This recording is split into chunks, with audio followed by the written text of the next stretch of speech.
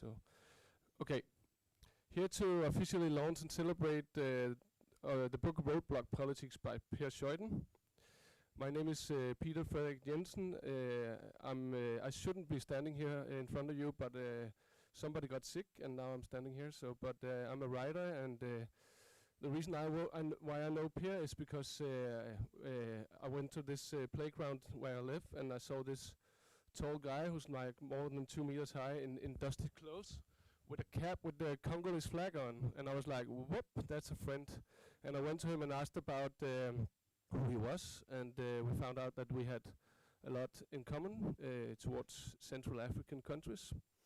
So here I am, and thank you for letting me do this introduction. So, but today, first, Pierre will get to talk a bit about his book, and then the book will be discussed by, in order, Michael Watts, Emeritus Professor of Geography at the University of California, Berkeley, with an enormous and impressive track record of engaging the politics of oil and development through an empirical commitment to West Africa, with a specific focus on Nigeria. Michael's works include most recently the essay and picture book Curse of the Black Gold, 50 Years of Oil in the Niger Delta, the edited volume Subterranean Estates, like Life Worlds of Oil and Gas, but also the volume West of Eden, about communes and utopia in Northern California. Good. If there's anyone who knows about the conflict in Congo, it's Alois Tegera, founder of the think tank Pole Institute in Goma, Eastern Congo, where he has engaged in more than 20 years of action research around questions of natural resources, governance, and identity politics. He's also a notable historian, having published last year an authoritative history of the Rwandophone people in North Kivu in Congo, a community whose history is profoundly entangled with the conflict in Eastern Congo and Rwanda. Christian Lund, Professor of Development, Resource Management and Governance and Chair of Global Development at the Department of Food and Resource Economics at Copenhagen University. He is a prolific author using anthropological perspectives on local conflicts, with a focus on Southeast Asia, and his most recent book is 9/10 of the Law. After Per has talked about his book, they will each have 10 to 15 minutes for the questions or comments before you, in the audience, get the chance to raise questions. After 30 minutes of Q&A, I'm told there'll be a reception with a Roadblock-themed soundtrack. So practically, as the event is live-streamed, please put your phone on silence. Thank you. Per?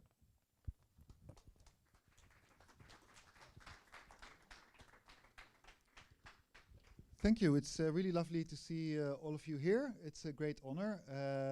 And even though I've already given 2 book talks for which I wasn't nervous, now I'm nervous. So that's because of you, because of the people that I've made a lot of the journey with to make this book, of course, here in DIIS and in Copenhagen. So what I'll do is in 20 minutes give you just a view of the synopsis, or part of the synopsis of my book, Roadblock Politics, and talk a bit about the title, Roadblock Politics, and then about the subtitle, The Origins of Violence in Central Africa, as 2 kind of separate headings. I want to start out in the thick of things, where this research project began. We're talking 2012, the end of 2012, when in Eastern Congo I was doing research on conflict minerals, when an armed group called M23, the March 23 movement, quite aggressively overtook parts of the province I was doing my research in, North Kivu, through a series of attacks, occupying trade routes, focusing their attacks on trade routes and key strategic bottlenecks along them in the North Kivu province. Over the subsequent year, they would hold a network of checkpoints at these strategic junctions or bottlenecks along trade routes, which were very productive for their mobilization. Even if their primary purpose was perhaps political, the kind of checkpoint taxes that they levied amounted to about $200,000 a month. And so important was this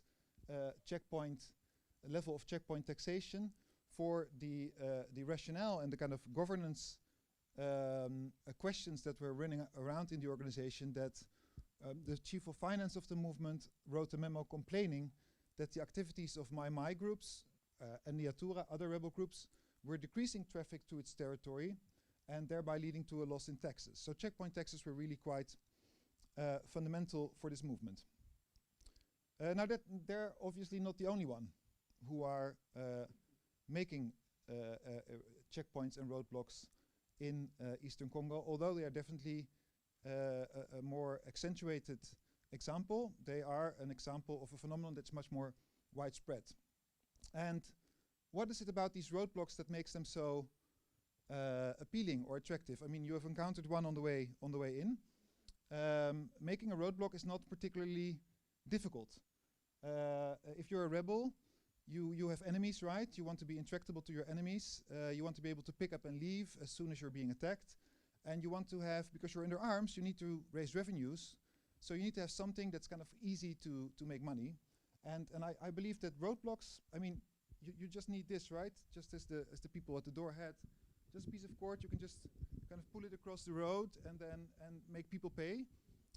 If you want to be convincing, you can kind of have a Kalashnikov nonchalantly slung over your shoulder while you're doing it, or maybe put it in a corner, just so that you kind of make the message clear that what you're after is that people actually do pay when they pass. If you didn't bring the cord, then you can kind of source locally, use pieces of wood or other things that you find and then make a roadblock out of that. So roadblocks are really quite easy to make, and I think that makes them a really compelling strategy that figures and lists so high in the kind of rebels playbook, not just in Congo but in other places around the world as well. Now that very kind of practical, louwpraktisch, if you would say in Danish, I like the word better than practical, consideration of how easy it is to mount a roadblock has bigger theoretical implications. The way we think about conflict and conflict financing in Congo, often, if we start discussing it, it turns into a discussion about conflict minerals. As if Congo is, of course, rich in minerals, and sure, the kind of wealth concentrated in these mines and in these minerals, such as gold and diamonds, make for an attractive target, right, in conflict. But I just want to, this is a mine, right? I took this picture in 2014, I think. You see hundreds, maybe thousands of artisanal miners here. These are people very much committed to their freedom. And they work really hard every day to just make a little bit of money out of mining these minerals. So trying to kind of control such a mining site, this kind of huge place, it stretches further over other hills as well. And all these thousands of artisanal miners is not an easy job, right? If you are an aspiring rebel group, trying to control such a mine and the production taking place in it is really a lot of hard work. Of course, some rebel groups do manage to do so for a period of time. Some rebel groups have specialized in kind of controlling mining sites. But most rebel groups instead just find it easier to put up this string of road that we have here just on the kind of path leading to the mine, instead taxing those who want to come in and out of the mine a portion of their production or the commodities they may be carrying. So roadblocking from a kind of practical perspective is just an easier way, if you're a rebel, to fund your activities. As one rebel who's doubling as an army commander told me, the first thing you do if you're deployed is to build a hut against the rain.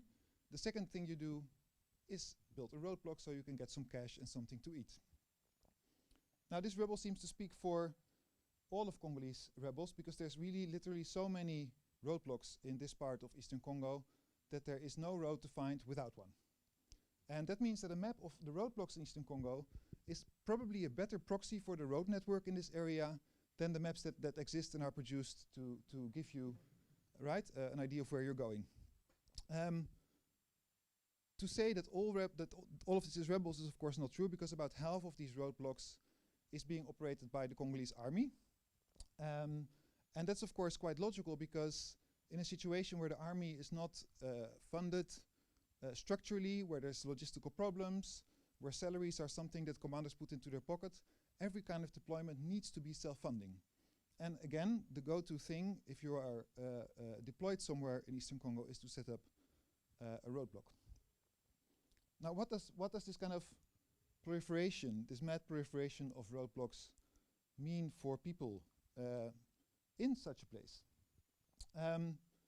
Imagine you're a farmer, you work the field, and you harvest, whether it's beans or cassava, bananas or maize. You have to take your harvest on your back, or carrying it somehow on your head, from the field to the village, and directly as you kind of exit your field, you will find the first roadblock, where there might be a community militia that will force you to give just a small percentage of your production, usually a measure of a handful or a hatful, and to give it to them. And then around the next bend of the next corner, there will be a soldier. A little bit further off, there will be a traditional chief, and so on goes on until you reach the market village. So that by the time that you reach the market and you get there with the kind of produce that you carried with you reduced by perhaps half because of all these roadblocks, you really don't have anything else to do but just to kind of break out and cry, as this girl is doing with the Nyatura rebel roadblock in a market town in North Kivu. Now, she's not the only one. In Central Africa, there's millions and millions of people who every day are faced with the phenomenon of roadblocks. It's such an everyday experience that if you ask them, the first thing you ask them about conflict and what they think of the conflict, how it impacts them, is the taxes it implies, right, on the roads that they use every day to hustle about and to make their living. Together with a team of local researchers, as well as the international NGO DIIS, we've mapped over 1,500 roadblocks in 3 countries over the last 8 years, I think. We started out with Eastern Congo, where we mapped about 800 roadblocks. Then we moved to Central African Republic, where we mapped about 300 roadblocks along the country's main trade routes, half of which are operated by armed groups. And then lastly, and this is not part of the book, we also completed a mapping of roadblocks and checkpoints in South Sudan. For each of these, there's an interactive web map where you can click on every roadblock and get information on what they're taxing, who is operating them, and what kind of people are involved, what kind of organizations or armed groups. But for now, I just want to point out what this means for people who are perhaps not area study specialists, right? Because this might be interesting if you're interested in these countries or development questions. But I think there's something else to be said, and I think we can say that or explore it through the example of Heineken, because not everything that flows to these roadblocks is local goods. It's not just women carrying cassava. It's also global aid, right? UN agencies, international NGOs pass through these same roads. It's also global companies like Nestlé, like Heineken, Coca-Cola, or Ericsson, if you want. All these companies have global products and services that they deliver, even in countries where the state doesn't actively control huge parts of its road network. So how does this work? What goes on here? Here you see the breweries that Heineken has in Congo. They're kind of located at the borders of the country. It's a huge country, right? And because there's no good road network or transport network, it kind of has to import all these inputs for beer and for Coca-Cola, which it also produces, and then transform them into products at these breweries and then ship them inland, right? Now, of course, if you've seen the kind of roadblock map, or this is a map of armed groups, you can see that, you know, how does it get these products to these places, to their customers? And really, there isn't a village in Eastern Congo where you cannot find Coca-Cola or Heineken, right? These global products. As it turns out, to understand how Heineken and other global companies navigate these like local conflict economies, you have to look somewhere else, namely at global logistics companies like, for instance, Bolloré. There's many others, but Bolloré is big in Africa, so that's why it's a good example to look at. And what does Bolloré do?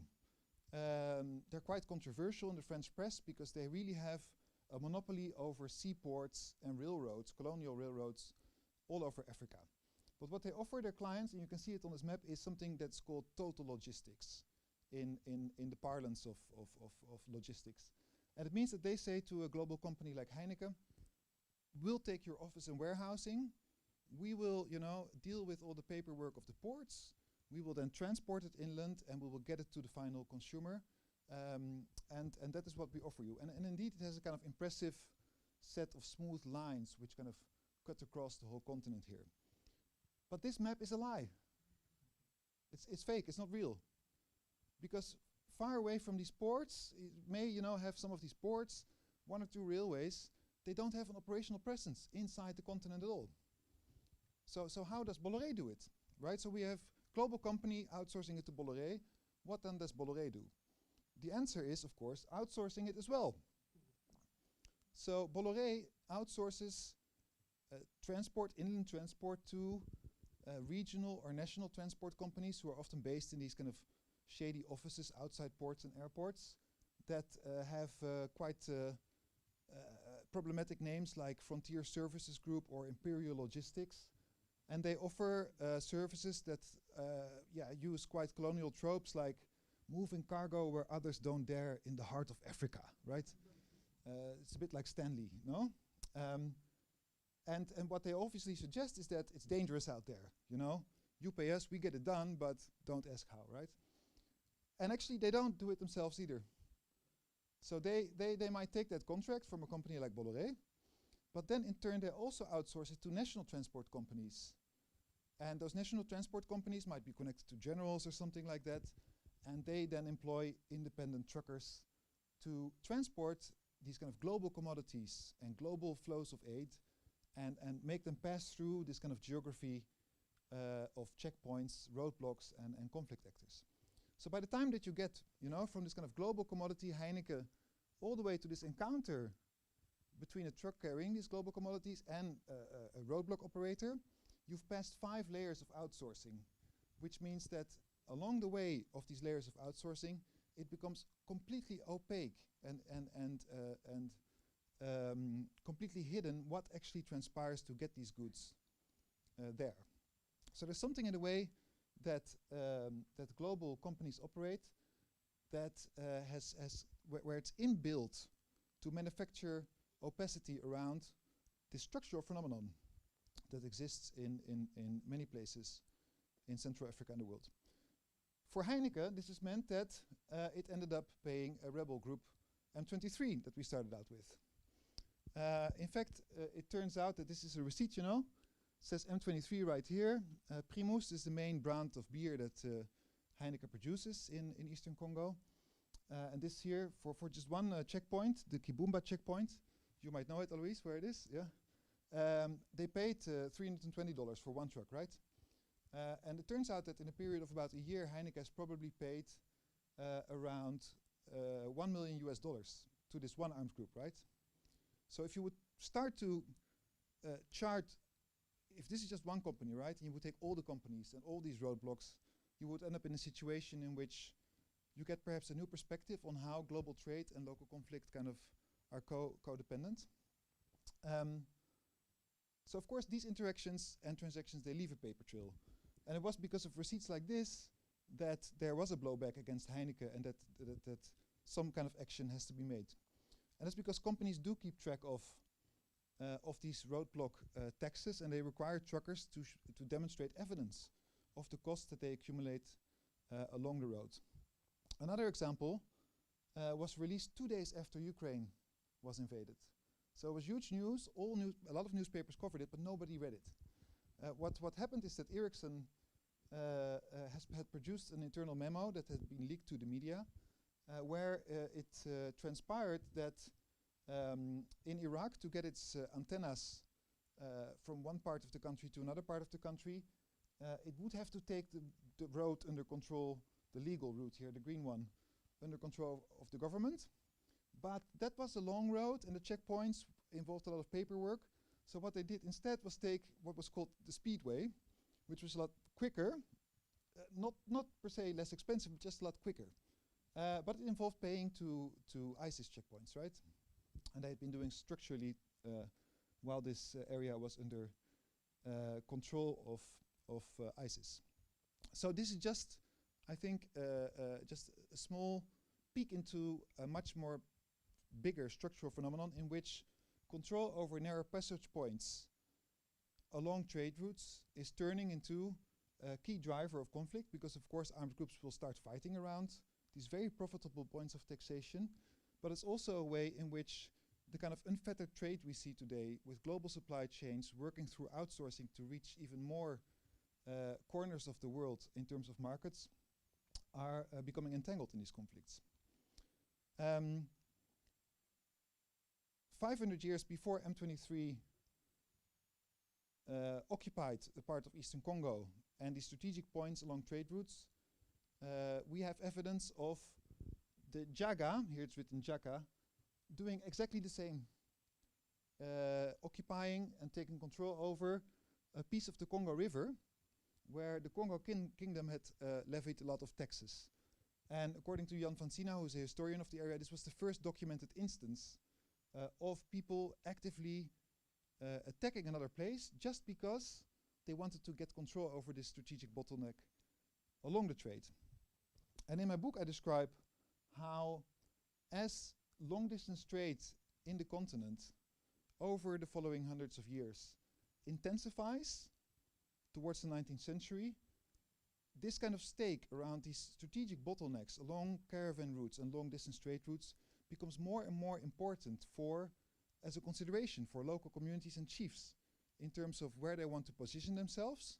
You see people moving down from the hills towards the trade routes, trying to occupy these points, to kind of occupy these points of passage and cut out other communities from taxing the trade. And you see a new vocabulary developing along these trade routes for taxing the trade.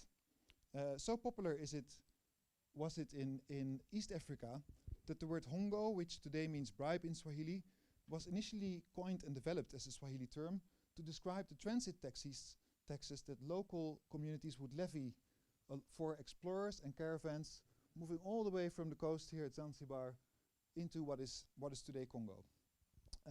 In fact, you can read the travelogues of these explorers in the 19th century, people like Speke or Henry Morton Stanley, and they're really just an accumulation of descriptions of these encounters, with these pesky tax leviers or blackmailers, as they call them. And really it's quite boring because there isn't really a page in these descriptions which doesn't talk about them. So while this is an authentic African tradition of people, manufacturing a way to kind of take a portion of the wealth concentrated in long-distance trade, it was by no means unique. In England, Great Britain of the 19th century, up to the 1850s, there were around 8,000 toll gates and checkpoints and turnpikes in the UK. This is a picture of London, and you see a number of them here, these black dots. And the fine print, it says, the whole of the sidebars are not shown. They are upwards of 100 in total, right? So this was really just the daily reality of how states used to work. In France, around the same time, there were about 4,000. The Rhine famously had about 65 checkpoints along it for all ships to pay. And here in Denmark, of course, there's the Sound toll, which during centuries provided a quite substantive portion of the national tax income. So in a sense, we are here together in what was historically a toll or checkpoint state. Early colonialism, this is a picture of Leopold II as a roadblock operator. Early colonialism took essentially the same shape Leopold II arrived here with his men. He saw African communities who had built up forts around these strategic points along the trade routes, and he basically told his men to overtake them and start levying taxes instead.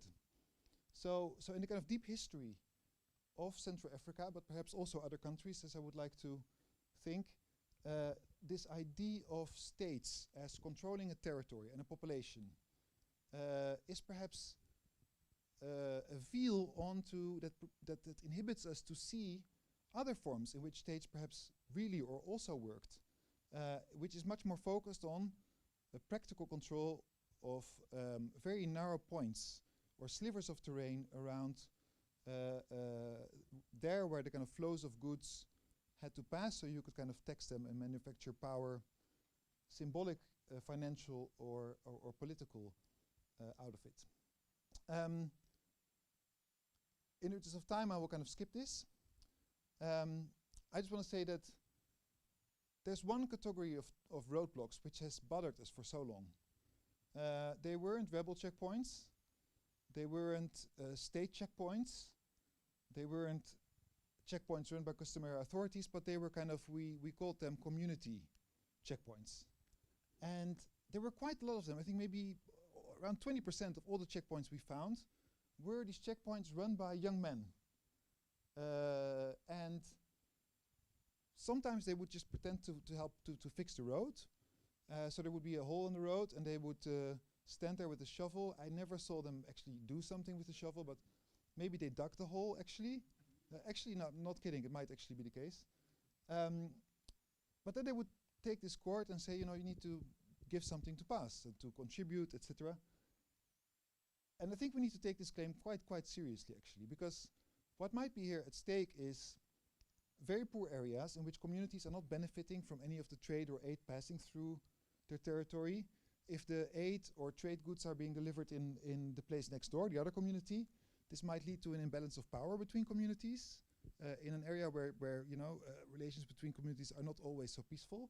So these kind of roadblocks can also be seen as a kind of frontier of resistance, not just as a mechanism of predation, of imposition, but also a way to try and block or resist some of the most nefarious impacts or that the flow over long distances of valuable goods can have on fractured and often quite poor communities. So the book thereby is an effort to kind of think roadblocks as a rich site of politics, very small places, but that bundle quite diverse and entangled political controversies that are really important as a site for meaning making locally, but that also perhaps deserve their place in our ways of thinking theoretically and analytically about what conspires in the places where states don't control their trade networks. So with that, I will end this here and leave the floor to others.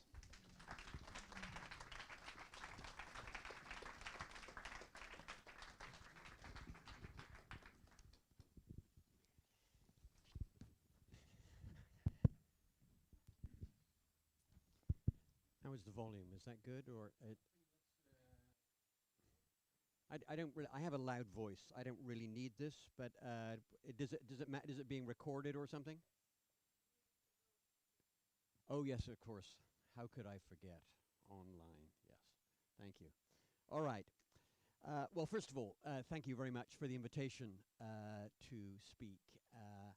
I was thinking when I was listening to Pierre speak that many years ago, I had a book, not as good or as impressive as this, and an event such as this, and one of the commentators was the great anthropologist Eric Wolf. And I gave him this book, and he said, "Oh, thank you, Michael." He did this. He said, "Oops, this is a spiritual intervention." He took my book and he smelled it, and he said, "I love the smell of books." And I sort of think that this that fact, he didn't say very much. He didn't say very nice things about my book, but he obviously liked the smell of it. And I'm going to say some very nice things about Pierre's book. But it's wonderful to be at an event, a celebration, where there's something tactile, You know, this is very 19th century, I realize, right? But it's beautiful and wonderful, and it's fabulously written. It's beautifully illustrated. It's a remarkable piece of work. Now, I don't think I was invited just to say nice things. I think I'm proposed to say something maybe provocative. But it would be remiss if I didn't say, because he's not going to say it, some things about the book that really strike me as being extraordinarily brilliant and important about the book, if I can. First of all, it gets us thinking about our world and the banal fact of commodities circulating in a very different type of way. You know, we think of globalization, a frictionless world, things move around, global supply chains, and all of that stuff. Whereas what we have here is a story that parts of those commodities that circulate occur in frontier areas where the terrain of movement, how things move and why, looks very different.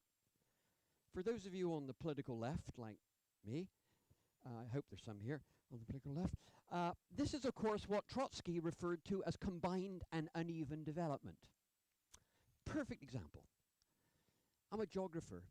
What Pierre has done here is to magnificently, I really wish a geographer had done it, not only to map this world of roadblocks, but to correspondingly look at the ways in which DRC or Central African Republic, other parts of the world, have their own local spatial orders.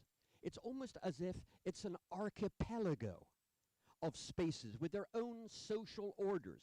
He refers to that process of roadblocks as order making. It's an archipelago of local order. And he does that brilliantly. Geographies of predation, he calls it. And for those of you who are sociologists, the great sociologist Henri Lefebvre wrote about this phenomena in the modern context. He referred to hypercomplexity of space. Magnificent example of it, if I may say so. Of course, it upends this sort of Thomas Friedman view of globalization and a frictionless world and all of that. And what we have then is a world in which part of these, of course, we've seen this with COVID, it's been driven home to us, right? We think these infrastructurally modern, complex, sophisticated global supply chains can provide us with what we want when we need it, just in time. That in some of these frontier areas, what do we have? Blockages, diversions, slowdown. A whole variety of phenomena which casts it very, very differently. It's, as he gestured to, historically grounded. One of the brilliance of the book is that he starts with a pre-colonial moment, that map of what he calls Hongo politics, local forms of taxation, which again is a type of archipelago, but it's predicated on particularly keeping or limiting the degree to which external forces and forms of centralized authority can draw these communities into them. And then he says, you know, well, then there's the colonial period, and they adopt some of those Hongo politics, but they actually try to impose a central authority, infrastructural empire. And then we have, he says, a type of return of the repressed, a collapse of state infrastructures, and then a process of what he calls ruination marked by these, again, a return to a type of pre-colonial Hongo tax-based local ordering, etc. And last but not least, it's unbelievably ethnographically rich. It's really granular, beautifully written, and it's a wonderful example of what I think Africanist scholarship should be. Has to be. It has to be about co-production. An author working with local scholars in a collaborative way, with advocates, with human rights organizations, etc., NGOs, etc. It's a model for me in that sense of a type of powerful co-production of knowledge. Yeah, so take a look at it. It's really pretty brilliant. All right, so let me just say a few things then, if I can. I want to start, I've realized some of you, I should have brought this slide. There's a fantastic photograph in this book. It's on page 94, and you're not going to be able to see it. And but I'll read it, and you see it's a fellow sitting on a chair in Kinshasa, in the slum world of Kinshasa.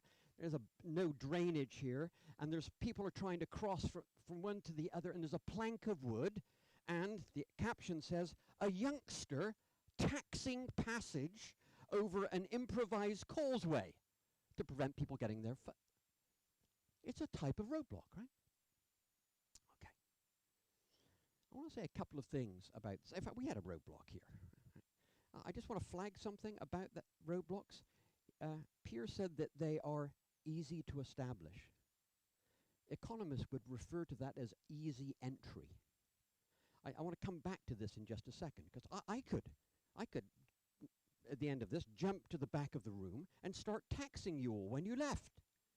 I'd need a weapon maybe to make it a little intimidating, but I want to flag this, why this is important for, I think, one of the things that Pierre is attempting to do in this book, which is to think about other forms of political authority that are not driven by a Eurocentric model of state formation. Right? And I want to try to say, through that example of roadblocks and ease of entry, something about that. Okay, so this picture, let me just say two things about it. One is, for me, it's not so much an example of a tax, although it is. It's an example of a rent.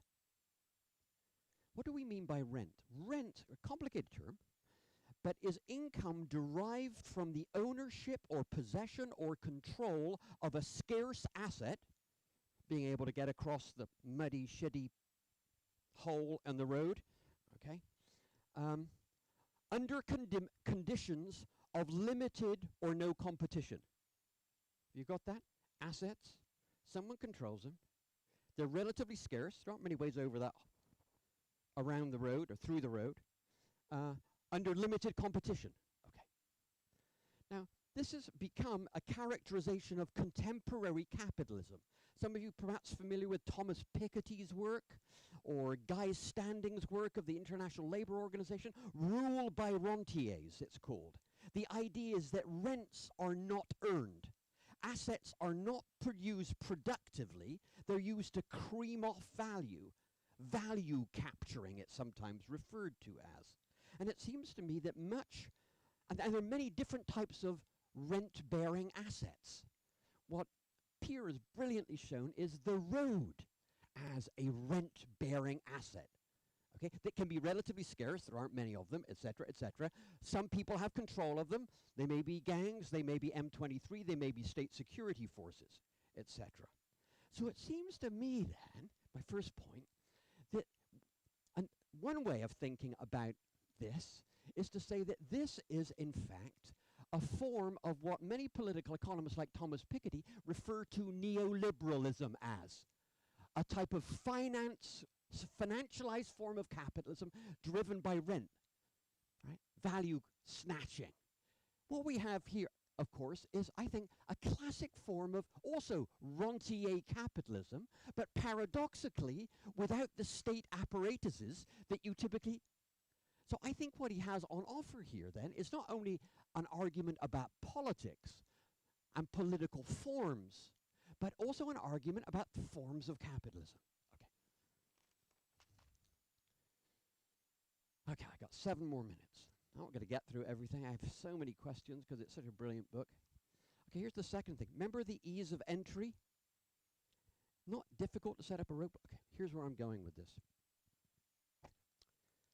In this situation that he's described, weak centralized authority, 800 roadblocks in 2 provinces alone? With that and he says there are forms of sociability and social order around these roadblocks. They not only tax. Okay. My question here then is, how stable is this as a form of political economy? Is that clear? Because it seems to me a part of this is deeply depressing. He seems to say, well, historically, one thing that can happen in the pre-colonial period is some of these roadblock characters can grow, they beat out other people, and they accumulate, and you've got some quasi-proto-state. Or you have, that's one tendency, though we don't see much evidence of that. The other tendency is, in fact, for that fragmentation to happen of the sort that we talked about. But here's my point about ease of entry. That has no bottom to it. That could go on and on forever, more and more forms of blockage, etc., etc., etc. Interestingly, Peer uses some language in this book that I found interesting. He describes that as ordered anarchy. Ordered anarchy. Well, Peer, my friend, some people who have read Thomas Hobbes would say this is Hobbesian. All right? One against all. It's not. And I hasten to not use that language because Thomas Hobbes, of course, has been used as a racist form of critique for decades about Africa. But my point is that you have, in this model, you have these tendencies that can go very different directions. And that latter one, it seems to me, an ordered anarchy, whatever the order making, whatever the specialized forms of practice as he talks about it, order making, a frontier of resistance, a mechanism to equalize, etc., etc. It seems to me it has this, that roadblock logic has this built-in, almost like a birth defect. And I'd love to hear you talk about that. Okay. 4 more minutes. Okay. Here's a couple of points then. What if we used Peer's book to think about all sorts of phenomena all over the world that are blockage-like? Right? There are all sorts of ways in which the movement of information, cyber attacks, roadblock, cyber, no, diversions, slowing down, blocking. The peripheries of DRC have no monopoly over that.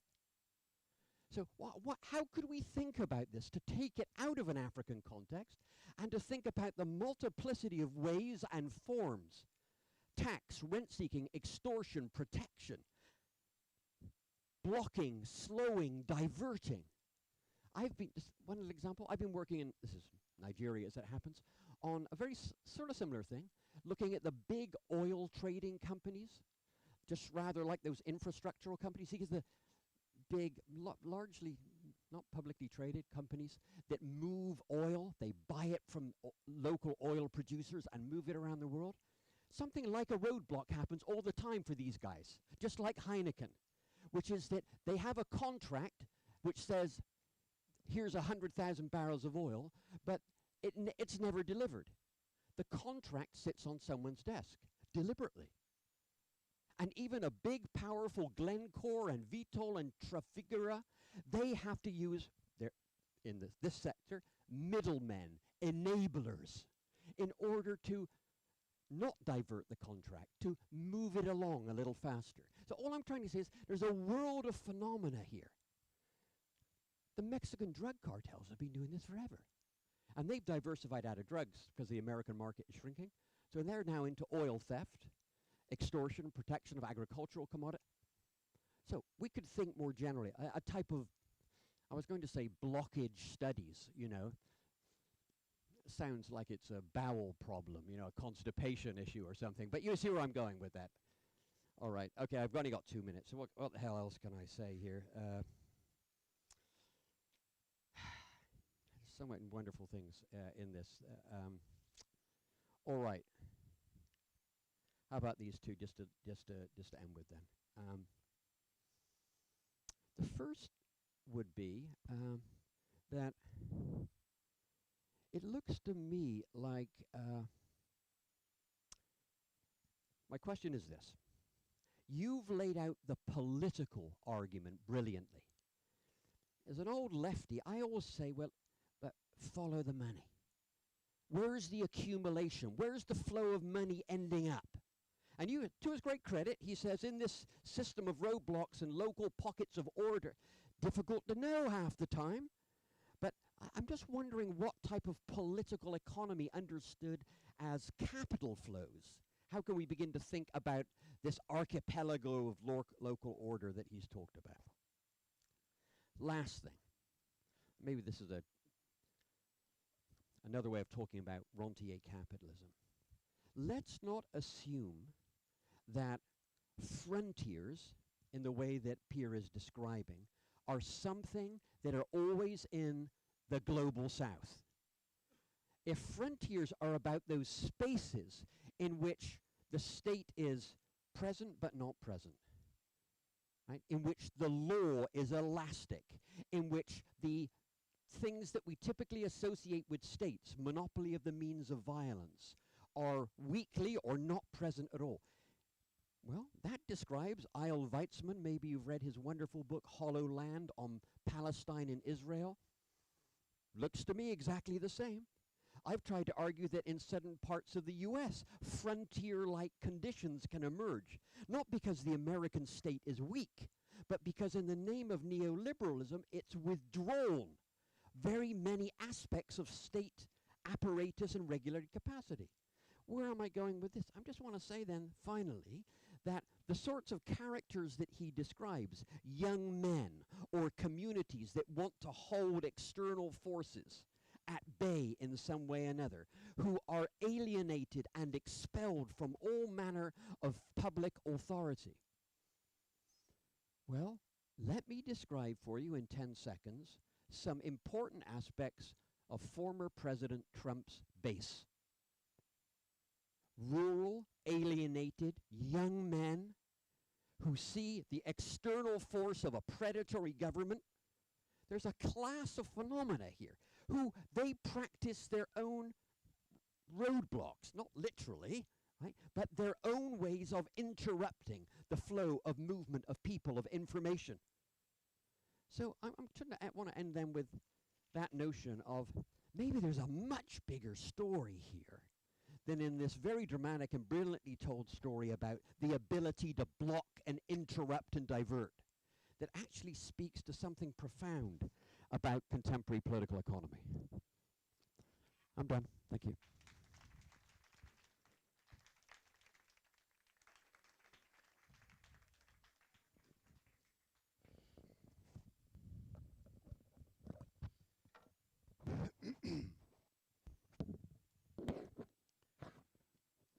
So after these two brilliant presentations of the book of Pierre, I feel intimidated. At the same time, I think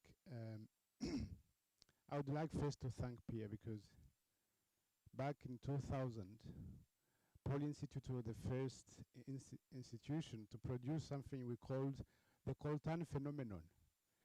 And this was a new thing in the middle of a war going on, which had started in 1996. And all of a sudden, we witnessed children leaving the school and go and dig for some kind of black stones called coltan. Teachers leaving the schools. And we said, this is a bit weird. Because for the first time, Northern Kivu, which used to be an agricultural area, all of a sudden, all the nice farms became a kind of an opportunity to see if there is something underneath. It was so weird. It was a bit strange.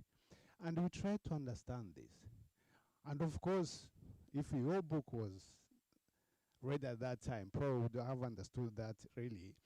Probably Northern Kivu was entering the long-distance trade, and with the coltan from the hills of Masisi ending up somewhere in California and somewhere else. This is real. This is true.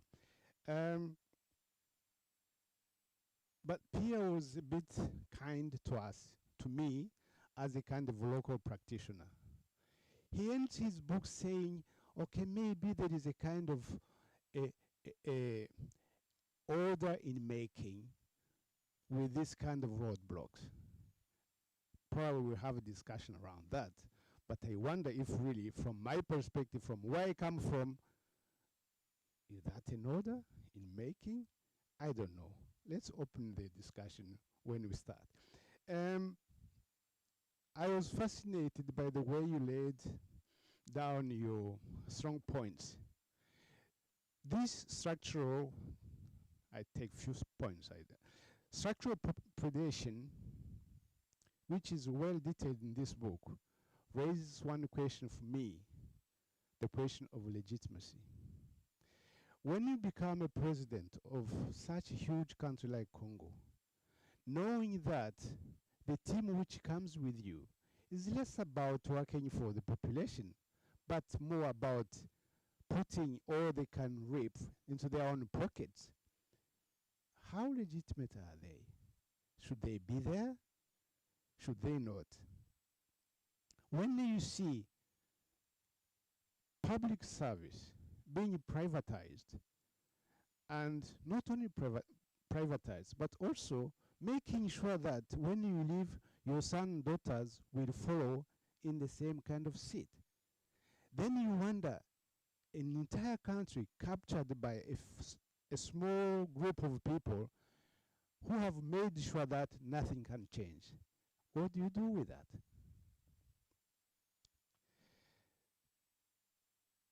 Is it normal to use state prerogative, state, the way you understand it, not the same way we understand it? That's we will have this to discuss about that. I mean, there is a problem there.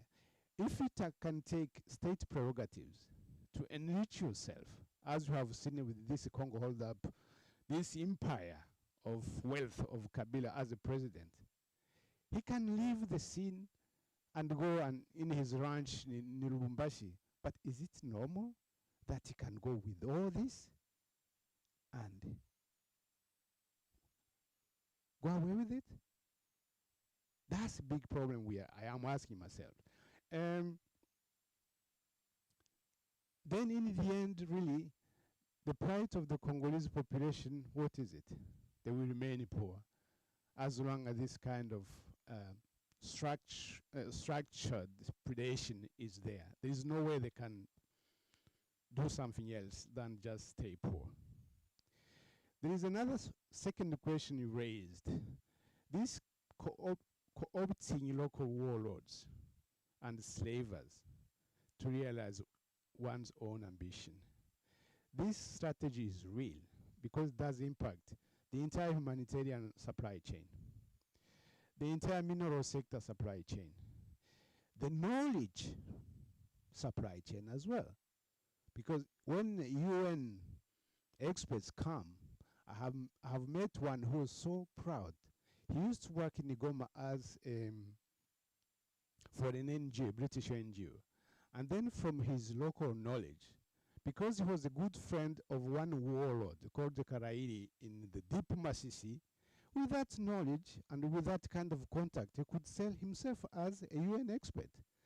But if you are a friend of a warlord like that, and you can be convincing enough to tell the entire world that really you can make a difference because I have this kind of contact with this local warlord, what is the relationship between you guy and this warlord?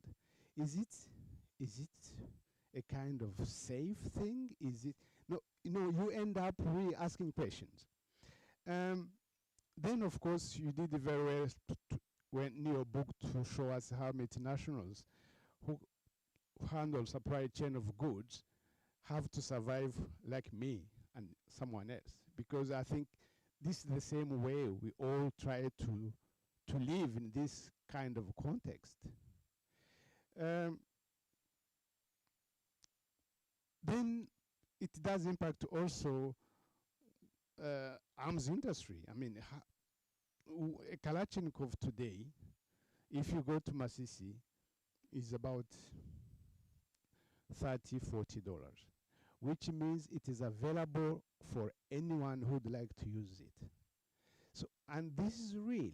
Once you have this Kalashnikov and your small rope, as you said, I mean, you become the state for yourself. And then you can start really using your power to do whatever you like. Then I come to this third question you raised, that in pre-colonial Africa, roadblocks on long-distance trade was a kind of influencing the state formation. In the contemporary DR Congo now, warlords roadblocks influence a state fragmentation and annihilation of what this state is. So what are the chances from there where we are now, to go to try to climb the mountain and see if maybe we can start even trying to realize that maybe it is in the interest of the entire population to take this as a challenge and try to see how we can try to climb the mountain. It is not easy at all. I take an example of one of the general who has just been arrested in Kinshasa, saying that he was a part of a preparation of a coup d'etat in Kinshasa. His name is Mayanga. This guy, back in the 90s, he was just a warlord combatant in the Masisi. Then came this idea, but there is no way we can try to fix this country if we don't integrate these warlords in the national army. They went through this without vetting or anything, because we all wanted peace. Then you take all these warlords and you put them in the national army. Do you think that putting a kind of warlord like this in the national army, you don't change anything in his mind? The country, probably the space which used to be small, becomes bigger than what he have ever had. And it goes on like that.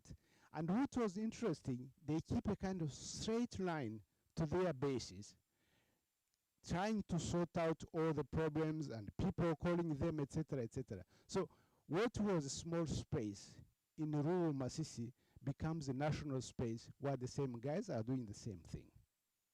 This is a problem, and this is really, we don't know how we do that. So now, this state fragmentation and the annihilation is a reality. How do you go from the point where we are, point A, to be where we can hope to be something else? It's a problem. I would like to add one thing reading your book which bothers me is these kinds of misleading words and concepts.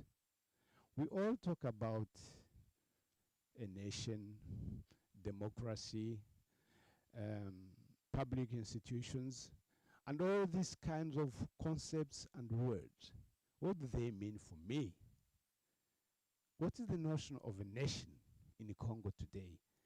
Having read your book and the way it is, can we call ourselves a nation? Is a democracy a way out? Is state institutions which have been privatized something you can call civil servants working for me or for others? These are problems we are faced with. So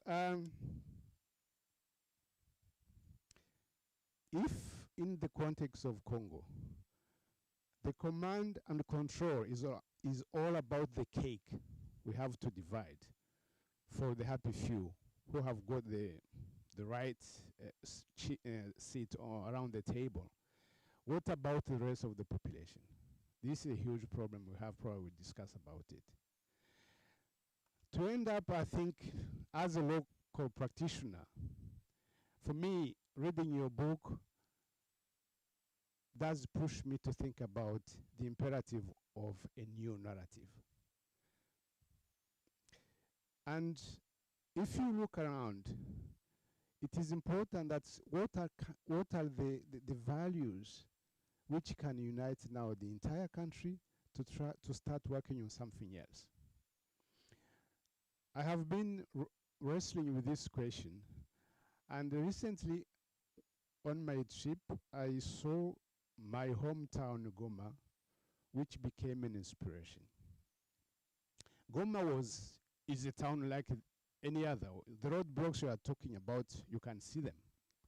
But for the first time, this is a small town on the frontier with Rwanda and Uganda, which is making a kind of difference. Because one day, people who are petrol sellers in Goma, they went to the governor and they said, okay, listen, is it possible that we can take 0.2 $1 on each liter we sell at the petrol pump. And with this money, we can use it to try to repair the roads of our town. Not roadblocks, but really building roads. So the governor accepted this deal, and they started doing it. Today, I don't have a picture, but today Goma is clean, the roads are built, and from the people, not from aid from outside, from money generated locally. So Goma has become a kind of an example of a dream which is possible in this Congo. And maybe we can say, okay, they copied from next Rwanda, Rwanda next to them, or Uganda next to them, but it doesn't matter. If they can copy the right thing and then apply that for themselves, this is perfect. And this is also my hope of the Congo becoming part of East African community.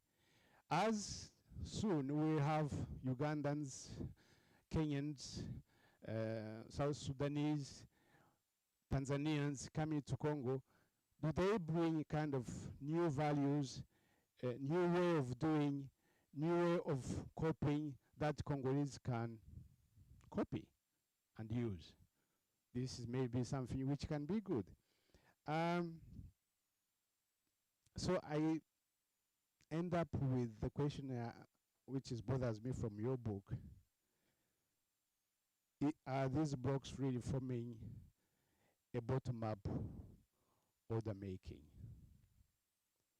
I don't have an answer. Thank you.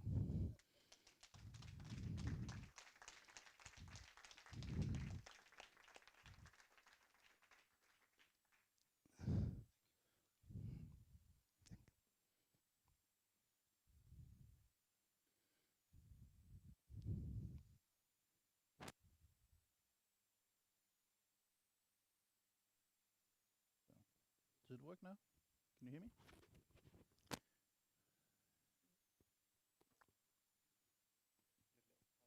All right. So, good afternoon, everybody. I know that I'm the last thing that stands between you and your next drink, so I will be very conscious of that.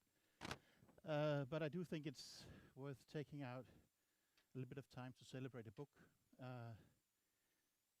We all read and write articles, and it's the thing that is basically, it's where the incentive structure is created in our departments and so on. But I think books is where the arguments live, and I think it's really nice to be able to celebrate the publication of Pier's book on roadblocks.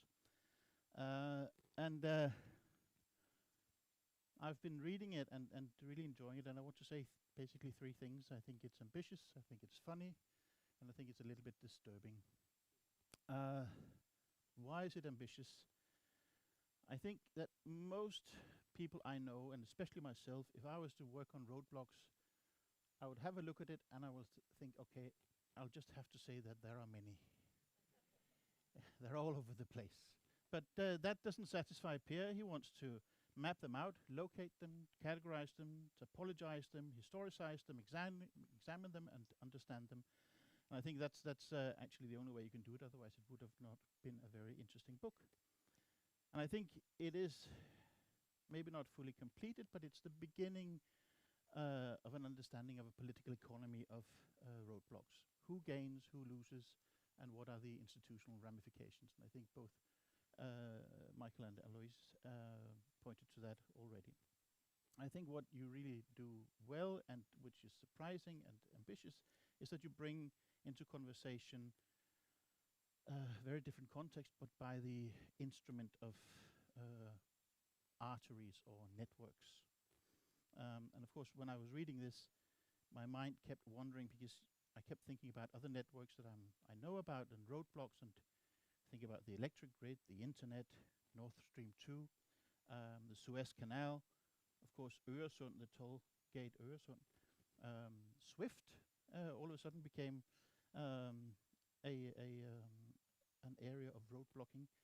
But it also made me think of academic journals where we get funding from somewhere, we write our stuff, we do the work, and then we in order to have it published, we need to pay toll at the journals, who do very little. I think it's a very predatory operation they've got going there. I don't mind this being recorded at all. I think it is a scandal. I also think the book is very funny.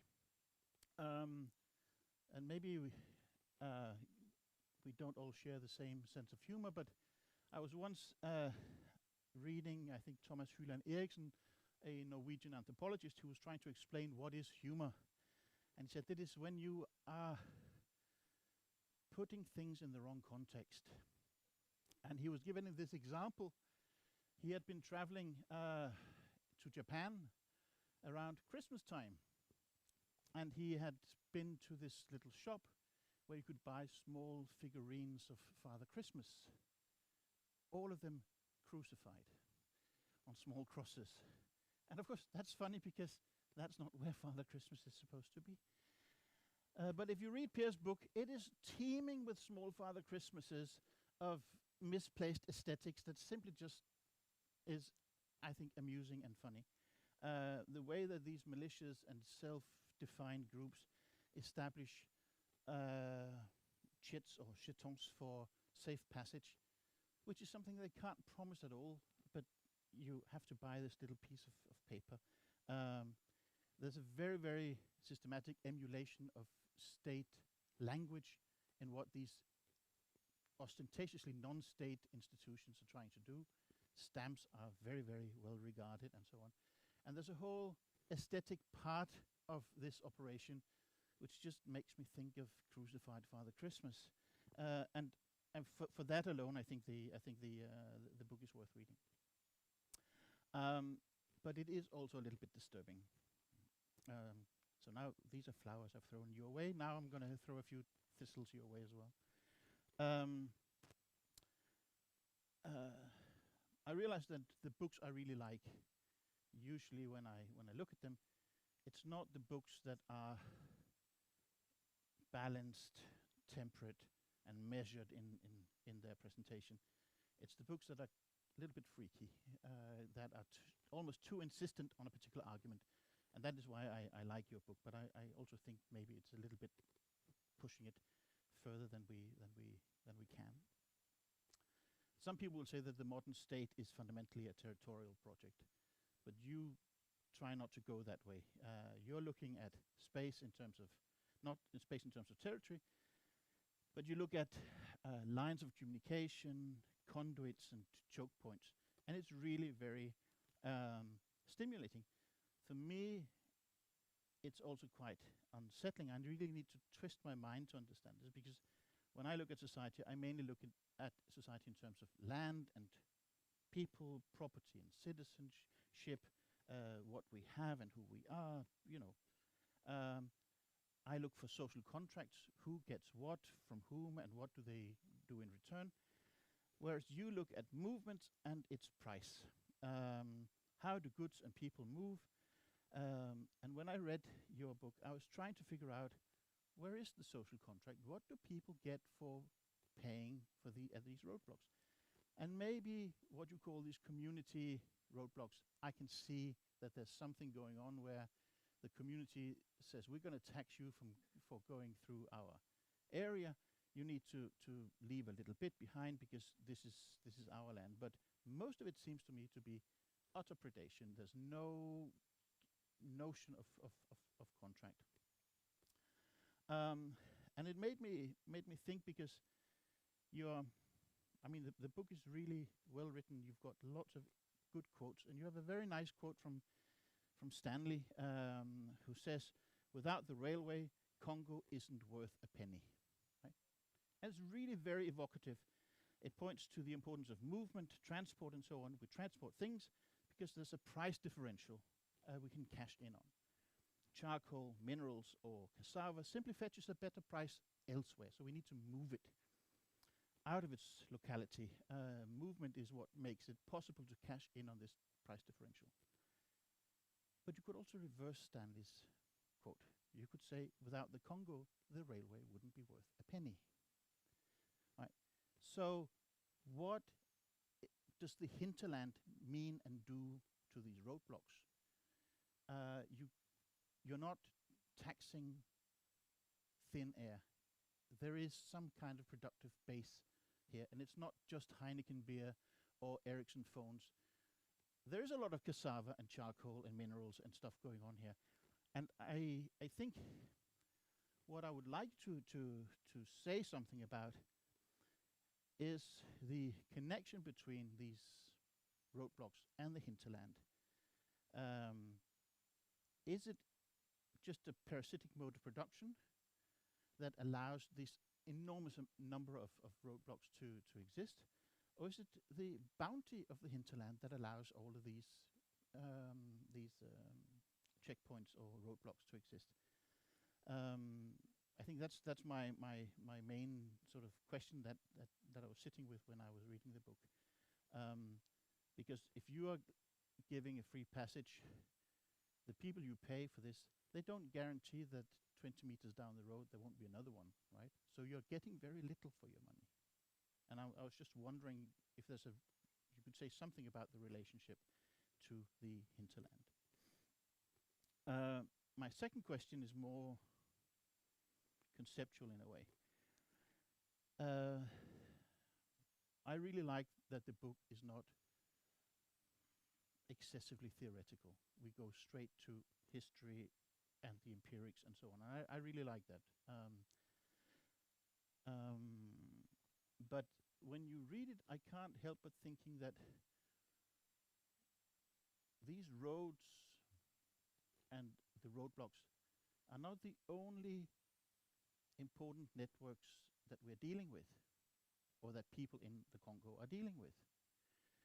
Lots of phenomena in society could be conceptualized in a language of network as well.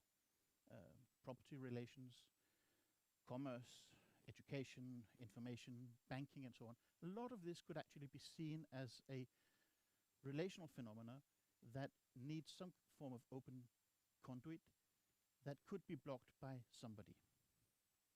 And I think maybe today is not the time because the bar is soon open, but I think what I would like you to at least think about is how the kinds of very palpable networks that you're describing are overlaid by other types of networks, and how choking points in one type of network interfere with choking points in other forms of network.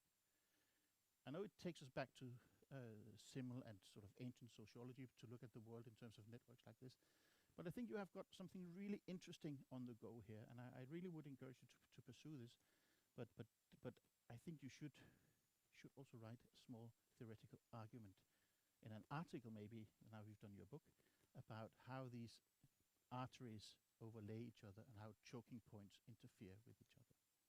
I think I'll stop here and let you say something before people rush and stampede to the bar.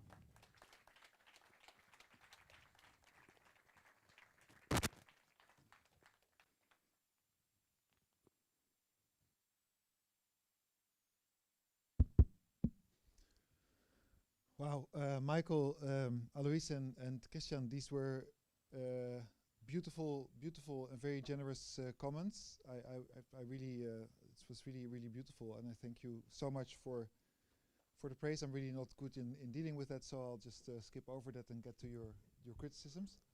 I think that I'll start with the last comments, right? Like, and I think it's somehow also in Alois. Like, is it really possible? Is the world really so dark, right? In the sense that, is this really all there is? If you as you mentioned, right? We would like to think in terms of the state, in terms of services, benefits, social contracts, something that you get out of something. Is this really all there is to the practice of governance, right? And I think that in some part I have to say that the sad answer is yes, this is sometimes and in some places all there is. Especially if you are like a road user without connections, then you are just having you will just have to suffer all these taxes, and this is just your reality. But I think that of course there's a lot more work to be done on this, but I I've tried to describe also how people aren't stupid, and if you know that this roadblock is going to be over there, you pass by it 5 times, you start talking to the guy, you know, maybe give him a cigarette, or you know, and you establish friendships, and before you know it, maybe you have relatives you find out about, and before you know it, you can find ways around it, right? And there's accommodations and connections that massage this system, and of course there's redistribution going on the other side of it, right? The roadblock operator maybe has to give to his commander. He's maybe married and he has brothers, and the money will flow. It will just flow in a different way, in direction that the people who are using the road might intend to in the first place, right? But of course, I also have to admit that in making this argument in this book, I've of course tried to pull an argument by its hair and take it to the very furthest I could take it, right? And you might call it overstating. I would not want to, of course, admit something like that myself, but really pointing out the case clearly and asking the question, how does this work? How does a system premised on mobility? And I take this from Braudel, right? The historical point that in many times and places, value creation comes out of putting stuff in motion and not production, because if it's produced in one place, it doesn't make much value because of the price difference that we talked about. But that said, I think it was important to overstate the point, because the framework of territoriality and populations is so tenacious, and for good reasons, because it's of course a very seductive and a legitimate framework, so that if you want to make a case for something else, you really have to kick and shove and pull quite hard. That's it. I wanna say something about. I really like the point you make, Alois, about how roadblocks in pre-colonial times were complicit in state formation, and how they are complicit in the state fragmentation, right? So that it's something that is a quite positive story and turns into something much more complicated. But it's also maybe to answer Michael's question about like how far can this go, right? Are there limits to it? And I think today we haven't had much time to delve into this, but a lot of times roadblocks aren't just individual people, you know, doing it, making a pop-up roadblock here. It's not that easy, right, to start a roadblock. There will be someone knocking on your shoulder saying, "I'm sorry, what do you think you're doing here?" If you would just start doing it, right? So there is some kind of conditions that need to be in place, and there are many instances of operators trying to control roadblocks along a whole stretch of road. The biggest part of roadblocks are operated by the state in Congo. So the legitimacy of the state and the fact that you are attached to a legitimate agency means that you have this legitimacy of operating, a priori of operating a roadblock. But this power is then misused to extract money from everybody possible, right? It is even so that commanders send individual soldiers, as you well know, to specific portions along a road, and they require them each to bring in, you know, is it $40 a month or $100 a month, depending on how profitable the position is. So it's not just an anarchy of people themselves extracting wealth from circulating flows of goods, but also commanders and politicians and customary chiefs who actively send their people to the road to extract this wealth. This is of course a development problem, but the money does afterwards circulate, right, among the communities involved and the networks of power involved. Just a different way of redistribution. I met a really cynical economist in London when I did a talk on Monday, and he asked me about the tax rate. How much is the tax rate? And I gave the example of the little girl who half of it was taxed. And he was like, you're based in Denmark, right? The tax rate is 45%, so what is she complaining about? Basically, right? So in that regard, it's quite cynical to say that, of course, the tax rate might end up just about the same, but the level of service that you get back for the kind of taxation you pay are, of course, very, very different. So that's obviously a problem. Roadblocks do provide some services. There's one forest in South Kivu, and it's not many kilometers, maybe 25 kilometers, but this place is just terrible.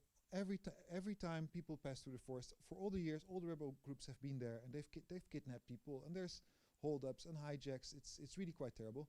So people are really quite happy when there were 7 army roadblocks consecutively each kilometer placed. They were just really happy with the roadblocks, and every time they leave one, they can't wait until they see the next one.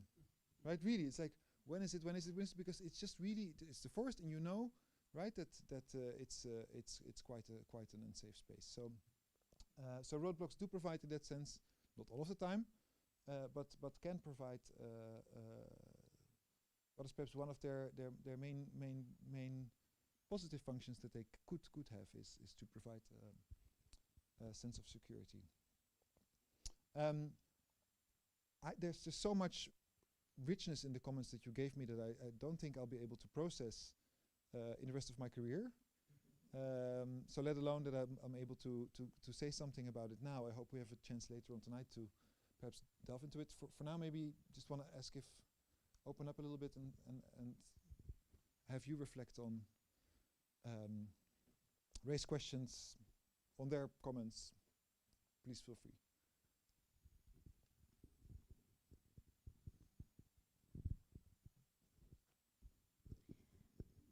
Okay, thank you, Pia, for writing this book and for holding this event. And also, it was really interesting to hear the comments. Yeah, I'm impressed by the work. I'm still not finished reading, but I'm doing it, and I'm really enjoying it. I have one question of like a very different kind that what has already been raised. And that is that you said in the beginning of, in the introduction, that with these maps, they are interactive and you provide all sorts of information about these roadblocks. And I'm very curious to hear any, like, what kind of reflections have you had about really providing all that information in terms of security and ethical issues? Because, as you say, these roadblocks are so different in character. Some of them provide some sort of security, and some of them are not, and I guess they are quite in disputed territory, or where people maybe also be fighting to get that post or that control of that area, to get that money. So I'm really curious to hear if it has been just straightforward to really provide that kind of information, or you've had these or if there's maybe information that you have on purpose left out to protect whoever you would be interested in protecting. Okay, that was my question. Thank you.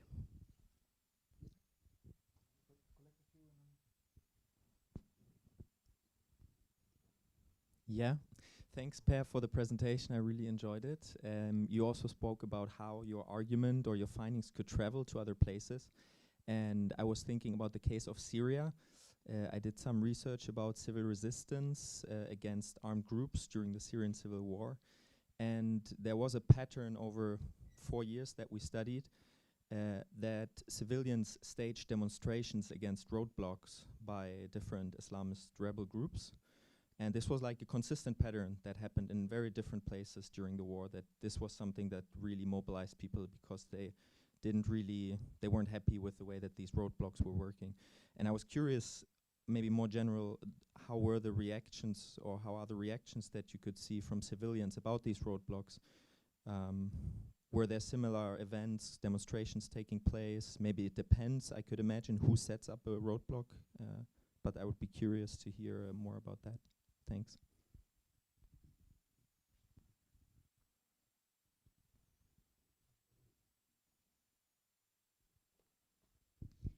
Yeah, thank you so much. Working on migration, I can't help to think, and that goes a little bit with the past question, like, don't people just try to move other ways around? Naturally, you cannot if there's no road and you're a big truck. But if you are the woman selling cassava and you want to move from one village to another, don't you try another longer and maybe also more dangerous route to get from A to B, basically? So yeah, all these maybe yeah, how people actually go about it in their everyday life. Because and how does that affect the prices of cassava? For example, if many roadblocks are established, then who has to pay all in the end, right? Is that the consumer?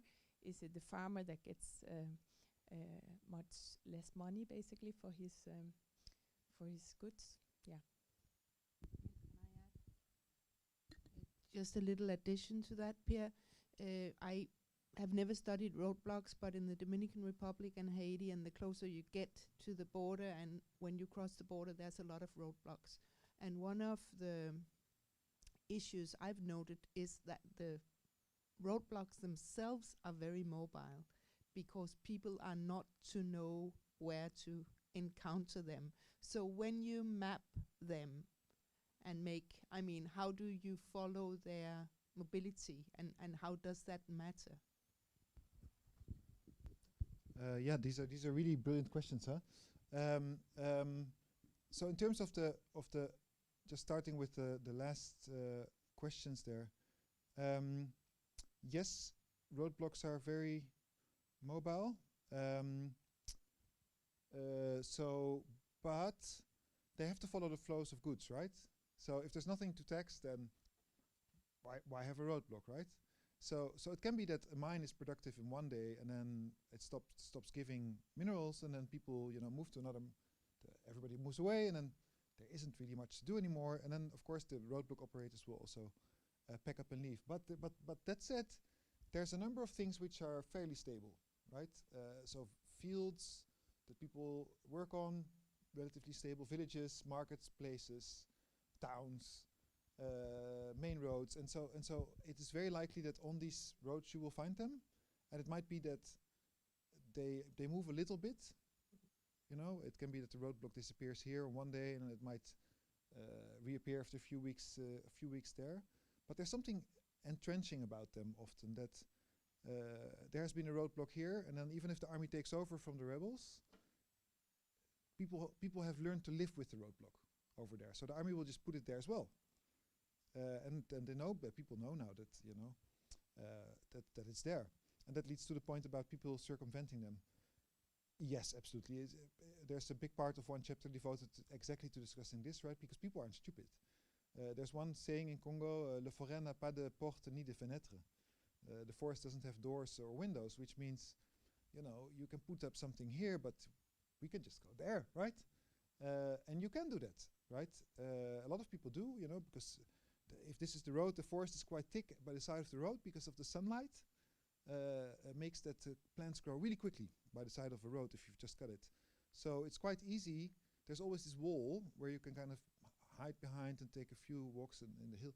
And then there's a lot of footpaths that people take.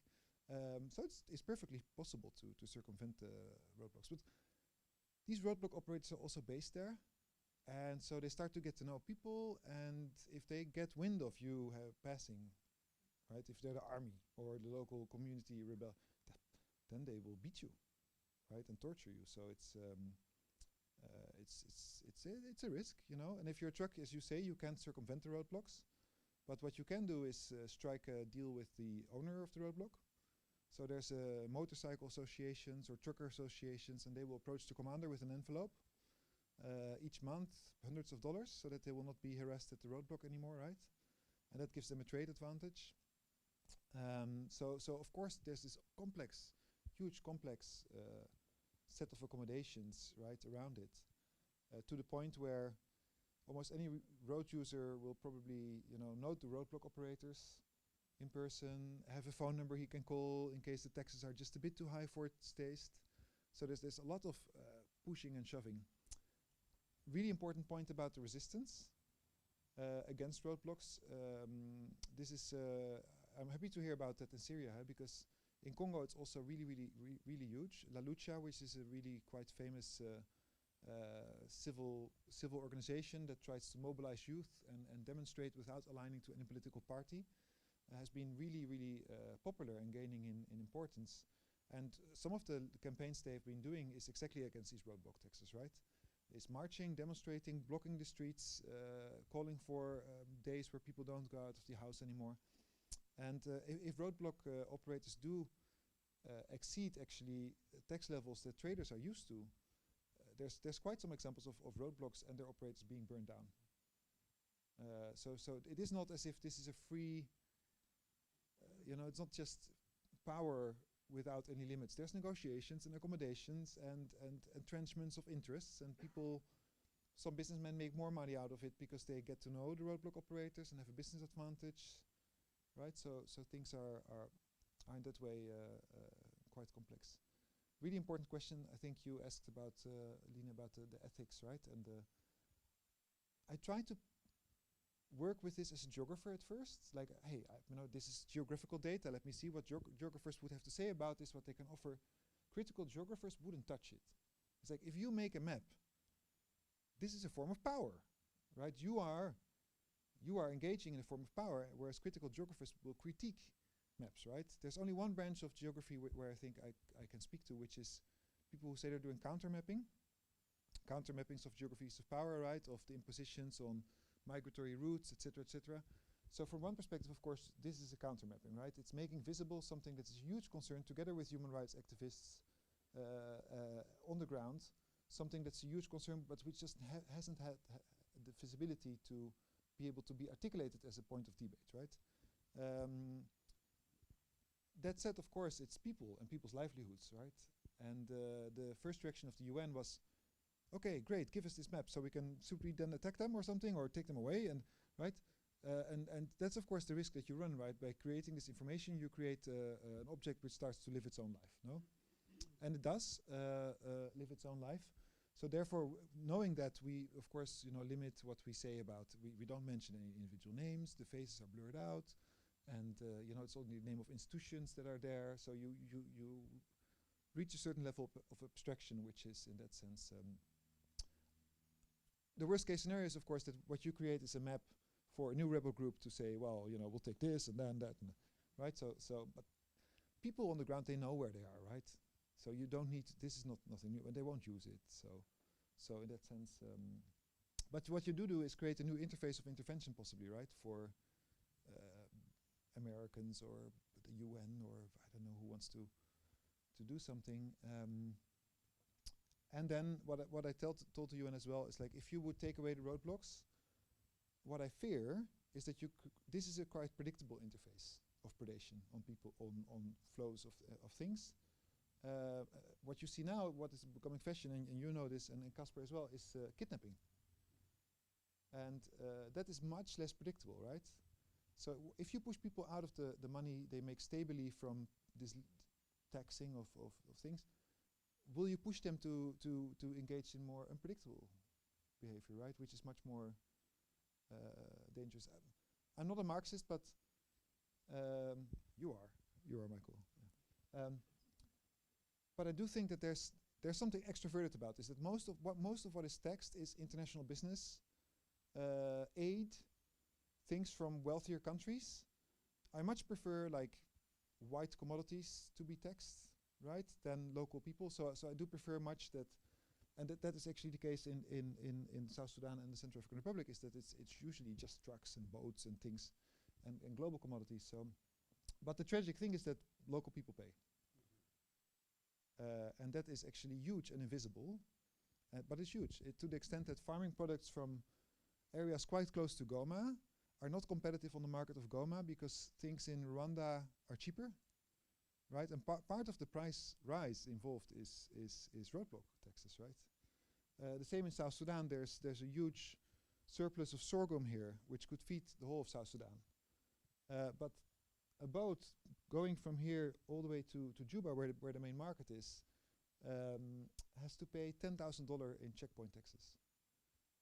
So that you cannot compete with stuff that's being produced in Kenya and Uganda, which is closer by, so there's less checkpoints and it's a bit cheaper, right? So you completely destroy and pervert national markets, right? So the impact of these kind of things is quite huge, and that's a bit the same with global supply chains, right? The fact that international companies might pay this, aid organizations might pay this, but because we cannot see it, we cannot have a principled discussion about what we think about this, right? So I think in that sense it's important to render this issue visible and be able to create a discussion around it. Perhaps one last round of questions before.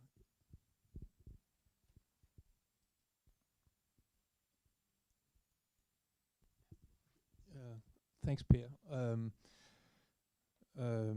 First of all, congratulations on the completion of your book. I've been following this for some time, and I'm happy to see that the other readers of your unfolding project are as pleased as I've been with at least your previous writings. So congratulations. It's really a major achievement, I think, and yeah, congratulations again. So listening to your presentation and also to the comments of the commentators, a couple of things which strike me. The obvious thing is, of course, that so I'm going to be the annoying person with a comment, not a question. Please forgive me. So the obvious thing is how roadblocks in Congo is connected to the global political economy of resource flows and commodity flows and so on and so forth. This is extremely interesting in and for itself, and for me anyway, it's been a little bit of an actually quite a bit of an eye opener in studying, looking at how Congo works. But I think this is not a critique, but I think you could actually push the argument further, at least in terms of when it comes to Congo, because I think, let's say, what we can call the political economy of the roadblocks in Congo is, how can I say, it's not that different from the rest of the political economy of Congo. By which I mean, whenever you try to get access to something or go somewhere, there will be a barrier. If you want to, say, have a title deed for your new plot, you need to, do all kinds of gymnastics, as they would say, to get this title deed. And maybe it's not even worth anything. But that's maybe besides the point. But it's just to say that at the entry of anything that has any kind of value, you need to pay a kind of embezzlement fee, if you like. And so, to my mind, the roadblocks are maybe less exceptional than perhaps it may seem here in terms of the functioning of the political economy of Congo, and more actually symptomatic of how authority is exercised, and what Michael called the sort of the rentier economy, which functions, to my knowledge and experience, at all levels, and by everybody who likes to see themselves as an authority, which is quite a lot of people, right? And so I think you could make not only the argument that let's say, explore the argument that Christian made in terms of, let's say, making a theoretical contribution of in terms of the flows of good and blockages, which is interesting in for itself. We could also extend your argument about the functioning of the political order in Congo, I think. So that was my thought, and it's more actually a suggestion. But anyway, I just thought it's, yeah. Anyway, brilliant work, and congratulations again.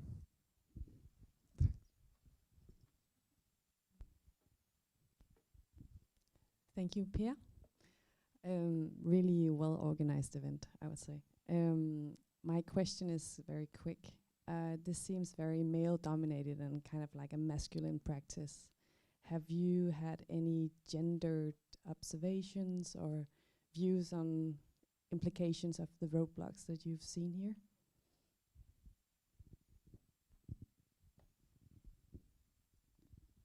Thank you, all four of you.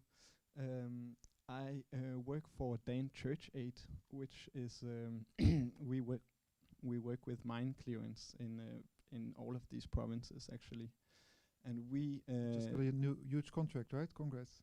Exactly. That's actually a part of my question.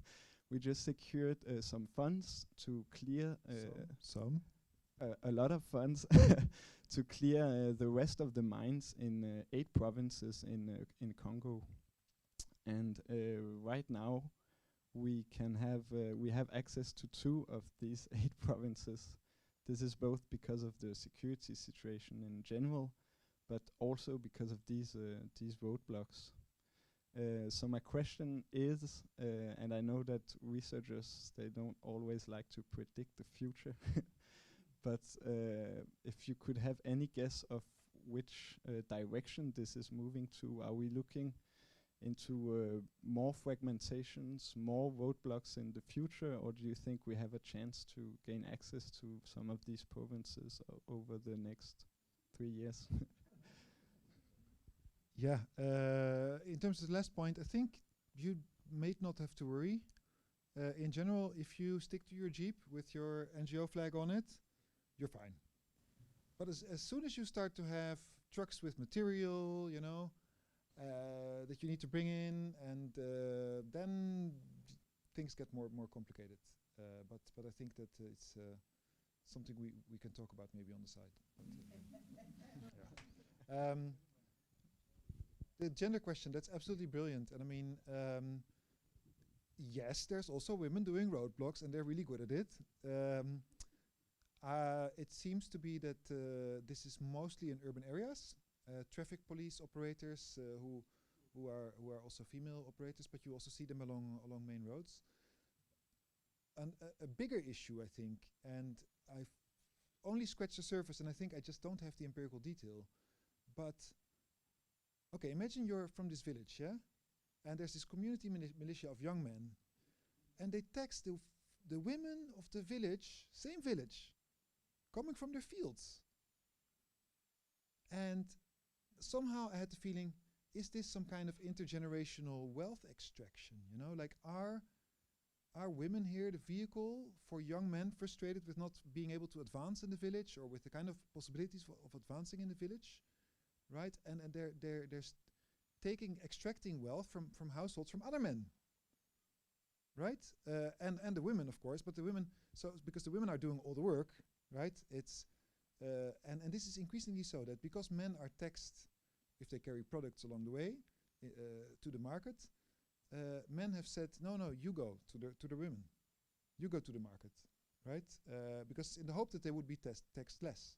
And women, they have great strategies. They will move in a group so that they're not harassed, and you know, they're able to maybe negotiate a little bit, but they're also exposed, right, with different vulnerabilities.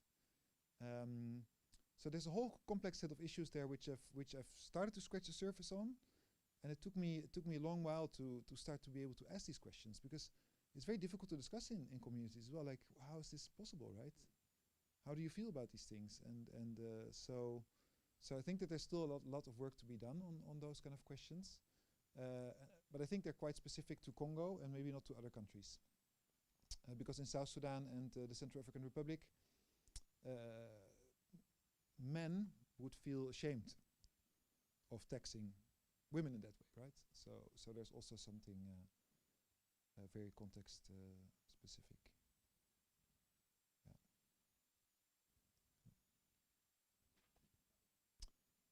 I think it's time to hit the bar. Thank you so much for being here. Thank you for the wonderful comments.